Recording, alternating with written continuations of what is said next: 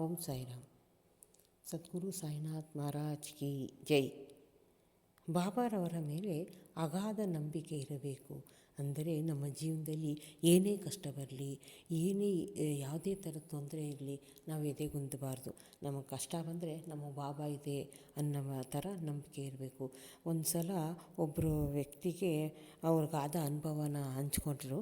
ಅದೇನು ಅಂದರೆ, ಅವ್ರಿಗೆ ಕ್ಯಾನ್ಸರು, ಅವ್ರ ಹೆಂಡ್ತಿಗೆ ಒಬ್ಬ ವ್ಯಕ್ತಿ ಇರ್ತಾರೆ. ಅವ್ರ ಹೆಸರು ಅವ್ರು ಹೇಳ್ಬೇಡಿ ಅಂತ ಇಷ್ಟಪಟ್ಟಿದ್ದಾರೆ. ಅವರ ಹೆಂಡ್ತಿಗೆ ಕ್ಯಾನ್ಸರ್ ಬಂದುಬಿಟ್ಟಿರುತ್ತೆ. ಅವರು ಕ್ಯಾನ್ಸರ್ ಬಂದಿರೋದು ಅವ್ರಿಗೆ ಗೊತ್ತಾಗೋದೇ ಇಲ್ಲ. ಅವ್ರಿಗೆ 4 ಸ್ಟೇಜಿಗೆ ಕ್ಯಾನ್ಸರ್ ಬಂದಿರುತ್ತೆ. ಆವಾಗ ಅವ್ರು ಏನು ಮಾಡ್ತಾರೆ, ಡಾಕ್ಟ್ರ್ ಹತ್ರ ಕರ್ಕೊಂಡು ಹೇಳಿದಾಗ ಅವ್ರು ಹೇಳ್ತಾರೆ, 4 ಸ್ಟೇಜಿಗೆ ಬಂದುಬಿಟ್ಟಿದೆ, ಅವರು ಬದುಕೋ ಚಾನ್ಸಸ್ ಇಲ್ಲ. ಇನ್ನು ಅವ್ರಿಗೆ ಇಷ್ಟು ದಿನ ಎಷ್ಟೋ ಒಂದು ನಿಗದಿ ಹೇಳ್ತಾರೆ, 1 ತಿಂಗಳು 2 ತಿಂಗಳು ಇರ್ಬೋದು ಅಷ್ಟೇ, ಇನ್ನು ಆಮೇಲೆ ಅವರು ಬದುಕೋ ಚಾನ್ಸ್ ಇಲ್ಲ ಅಂತ ಹೇಳಿ ಕಳಿಸ್ಬಿಡ್ತಾರೆ. ಆವಾಗ ಮನೆಗೆ ಬಂದು ಅವರು ಗಂಡ ಯೋಚನೆ ಮಾಡ್ತಾರೆ. ಅವ್ರ ಮನೇಲಿ ಅವ್ರ ಗಂಡ ಹೆಂಡ್ತಿ ಇಬ್ಬರು ಬಾಬನ ಭಕ್ತರೇನೆ. ಆವಾಗ ಅವರು ಇಬ್ಬರೂ ಬಾಬಾ ನಮ್ಮ ಕೈ ಬಿಡಲ್ಲ, ಸುಮ್ಮನಿರು ಅಂತ ಅವ್ರ ಗಂಡ ಹೆಂಡ್ತಿಗೆ ಹೇಳ್ತಾರೆ. ಅವರು ನೋಡಿ, ಬಾಬಾ ಏನು ಮಾಡುತ್ತೋ ಅದನ್ನು ಮಾಡಲಿ, ನನಗೂ ಬಾಬನ ಮೇಲೆ ನಂಬಿಕೆ ಇದೆ, ಆದರೆ ಮುಂದೆ ಏನಾಗುತ್ತೋ ನನಗೂ ಗೊತ್ತಿಲ್ಲ ಅಂತ ಅವರು ಸುಮ್ಮನಾಗ್ಬಿಡ್ತಾರೆ. ಅಂದರೆ ಕ್ರಮೇಣ ಒಂಥರ ದೇಹ ಎಲ್ಲ ಯಾತಕ್ಕೂ ಸ್ಪಂದಿಸಲ್ಲ, ಕ್ಷೀಣಿಸೋಕ್ಕೆ ಶುರು ಆಗಿಬಿಡುತ್ತೆ. ದೇಹ ಎಲ್ಲ ನಿಶ್ಚಲವಾಗಿ ತೀರಾ ಇದಾಗ್ಬಿಡುತ್ತೆ, ವೀಕ್ ಆಗಿಬಿಡುತ್ತೆ ಶರೀರ ಎಲ್ಲ. ಆವಾಗ ಅವ್ರ ಗಂಡ ಮತ್ತು ಹೆಂಡ್ತಿಗೆ ಅವರು ಹಾಸಿಗೆ ಹಿಡಿದ್ಬಿಡ್ತಾರೆ.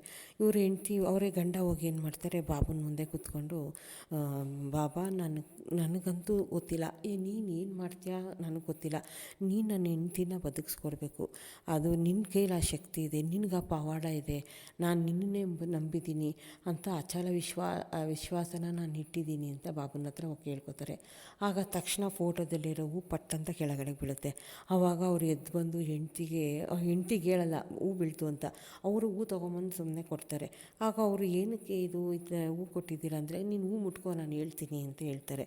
ಆವಾಗ ಅವರು ಕಣ್ಣು ಕೂತ್ಕೊಂಡು ಹೂ ಮುಟ್ಕೋತಾರೆ ಆ ಹೆಂಡ್ತಿ. ಆವಾಗ ಮತ್ತೆ ಅವ್ರಿಗೆ ಸ್ವಲ್ಪ ದಿನ ಕಳೀತಿದ್ದಂಗೆ ಚೇತರಿಕೆ ಆಗಿ ಸ್ವಲ್ಪ ಆರೋಗ್ಯದಲ್ಲಿ ಚೇತರಿಕೆ ಬರುತ್ತೆ. ಆಗ ಅವ್ರ ಹೆಂಡ್ತಿಗೆ ಅವ್ರಿಗೆ ನಂಬೋಕ್ಕಾಗೋದಿಲ್ಲ, ಏನು ನಾನು ಮಲ್ಕೊಂಡು ಎದ್ದು ಓಡಾಡೋಕ್ಕೆ ಆಗ್ತಿರ್ಲಿಲ್ಲ, ನನಗೊಂಚೂರು ನಡೆಯೋಕ್ಕೆ ಶಕ್ತಿ ಬರ್ತಾ ಇದೆಯಲ್ಲ ಅಂತ ಮನಸ್ಸಲ್ಲಿ ಅನ್ಕೋತಾರೆ.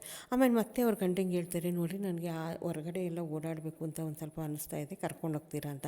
ಆವಾಗ ಅವ್ರು, ನೀನೇ ಎದ್ದು ಬಾ, ನಿಂಗೆ ನಡೆಯೋಕ್ಕಾಗುತ್ತೆ, ನಡೆಯಬೋದು, ನೀನು ಪ್ರಯತ್ನ ಪಡು ಅಂದಾಗ ಅವರೇ ಎದ್ದು ಬಂದು ನಡ್ಕೊಂಡು ಬರ್ತಾರೆ. ನಿಧಾನಕ್ಕೆ ಬರ್ತಿದ್ದಂಗೆ ನಡೆಯೋ ಶಕ್ತಿ ಎಲ್ಲ ಬರುತ್ತೆ.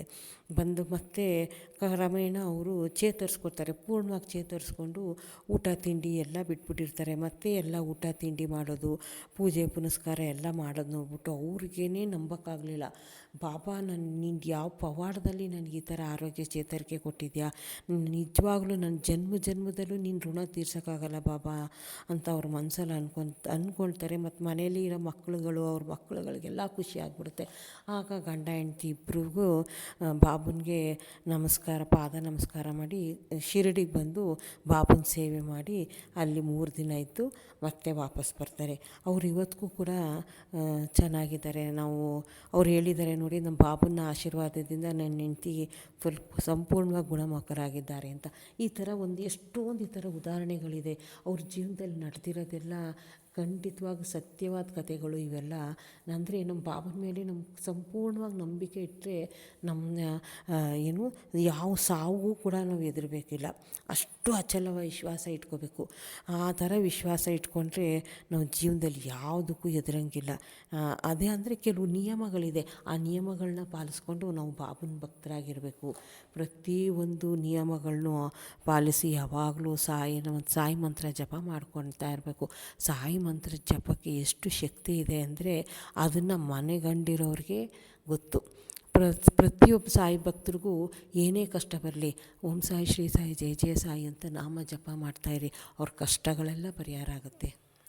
ಇದರಿಂದ ನಮ್ಮ ಬಾಬನ ಮೇಲೆ ಎಷ್ಟು ನಂಬಿಕೆ ಇಟ್ಕೋಬೇಕು ಅನ್ನೋದು ಒಂದು ಸಣ್ಣ ಉದಾಹರಣೆ ಕೊಟ್ಟು ಇದನ್ನು ಇಲ್ಲಿಗೆ ಹೇಳೋಕ್ಕೆ ಇಷ್ಟಪಡ್ತೀನಿ. ಓಂ ಸಾಯಿರಾಮ್. ಪ್ಲೀಸ್ ಸಬ್ಸ್ಕ್ರೈಬ್ ಆಗಿ ಈ ಚಾನಲ್ಗೆ.